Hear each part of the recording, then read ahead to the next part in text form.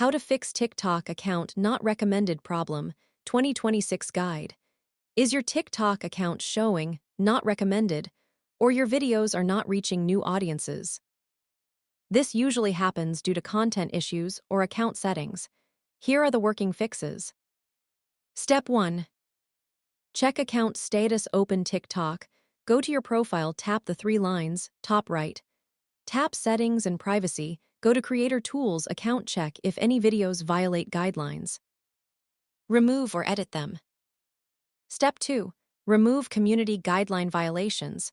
Open your recent videos. Delete content that may include copyright material, reused content, sensitive or restricted topics. This helps restore recommendation eligibility. Step 3. Switch to a personal or creator account. Go to Settings and Privacy, tap Account, right arrow, switch account type. Choose creator or personal. Some features work better on these account types.